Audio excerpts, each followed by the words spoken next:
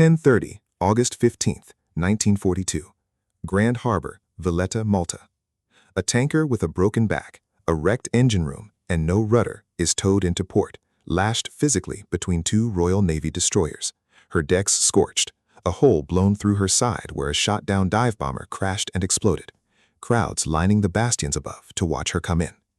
By any normal standard of seaworthiness, and by the standing doctrine of nearly every navy fighting this war, she should not be afloat at all, let alone still underway. She has been torpedoed once, bombed repeatedly over 4 days, hit by a crashing aircraft that exploded on her own deck, and abandoned twice by her own crew, who climbed back aboard both times rather than let her go.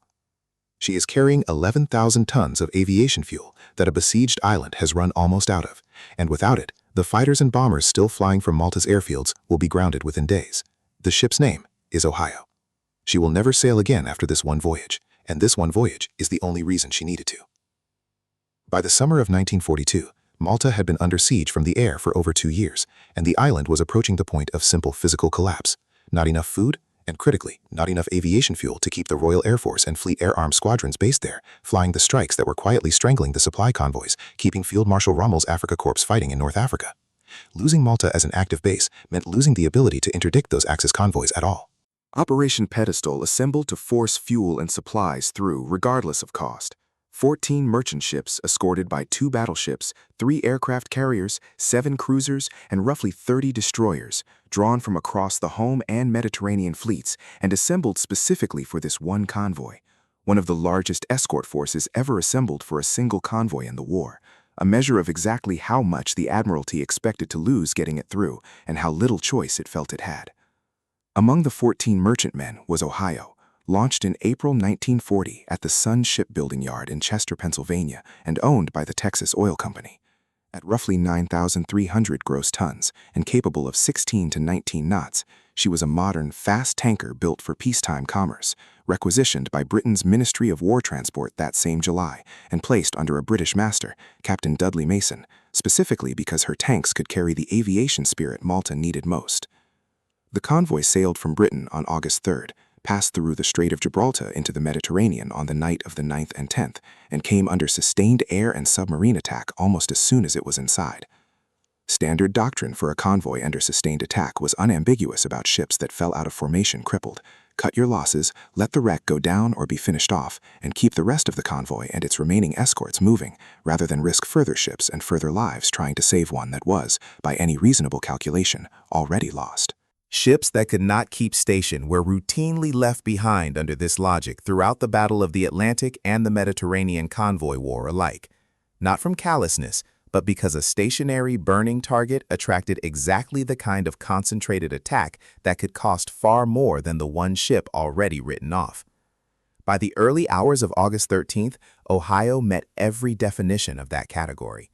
Torpedoed the previous day by the Italian submarine Axum, she had already lost the aircraft carrier HMS Eagle from the wider escort, sunk in 8 minutes by a separate submarine attack the day before that, and had absorbed wave after wave of German and Italian bombers determined to finish what the torpedo had started.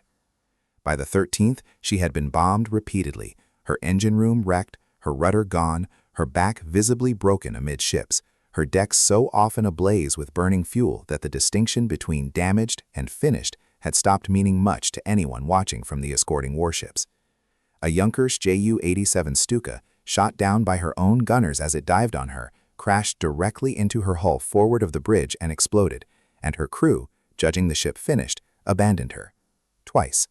Both times they climbed back aboard rather than accept that a dead tanker, still carrying 11,000 tons of fuel, was worth less than the chance of getting her home.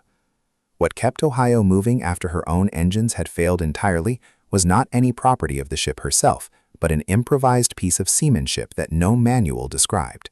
The destroyers HMS Ledbury and HMS Penn came alongside and lashed themselves physically to Ohio's hull, one on each side, using their own engines to drive the dead weight of a 14,000-ton tanker forward between them, while the minesweeper HMS Rye took station astern and used her own hull to nudge and steer a ship that no longer had a working rudder of her own. When air attacks scattered the towing formation and damaged Ledbury too badly to continue, the destroyer Bramham took her place without the arrangement ever fully coming apart. It was less a rescue tow than 3 small warships turning themselves into the missing engine, rudder, and hull strength of a ship that had lost all 3 for the last 40 miles into Malta. Destroyers of that size, displacing barely a tenth of Ohio's loaded weight, had never been designed to carry a crippled tanker bodily between them under continued air attack, and every mile of the arrangement risked the towing ships themselves being caught alongside a burning fuel cargo with no room to maneuver away. Ohio's ordeal ran from August 12th, when Axum's torpedo first struck her, through repeated bombing on the 13th that brought her decks awash and set her cargo tanks alight more than once, to the final approach on the 14th and 15th under continuing air attack, with Ledbury, Penn, Bramham, and Rye holding the formation together each time it was blown apart. She entered Grand Harbor at 09:30 on the 15th, decks nearly awash and still under tow the entire way, to a band playing on the dockside and crowds along the bastions who had been told, and had mostly stopped believing, that a fuel tanker was still coming. If a ship's crew abandoning and reboarding a dying tanker twice rather than give her up is the kind of naval story that keeps you watching, subscribing costs nothing and brings the next one straight to you. The wider convoy paid heavily for what got through. Of the 14 merchant ships that had sailed, only 5 reached Malta, Ohio among them. 9 were lost, along with the aircraft carrier HMS Eagle, torpedoed and sunk within 8 minutes on the 11th. The cruisers HMS Manchester and HMS Cairo, and the destroyer HMS Foresight. 13 vessels in total, set against roughly 32,000 of the original 85,000 tons of supplies that actually reached the island. The rest scattered across the seabed of the central Mediterranean, along with the merchant ships that had carried them. Captain Dudley Mason was awarded the George Cross for the voyage, a citation that explicitly credited not just his own conduct, but that of his crew. The men who had gone back aboard a broken, burning ship twice rather than let her sink under tow. Ohio herself never sailed again. Once her cargo had been pumped out at the dockside over the following days, what remained of her broken hull was declared beyond economical repair, and she was eventually scrapped where she lay, a single voyage ship whose entire wartime service came down to those 4 days in August. The date of her arrival mattered as much in Malta as the fuel in her tanks. August 15th is the feast of Santa Maria, the Assumption of the Virgin Mary, one of the most significant dates on the Maltese religious calendar. And Ohio's arrival on that exact day, against odds that had made her survival look essentially impossible for the previous 3, was received by much of the island as something closer to an answered prayer than a logistic success.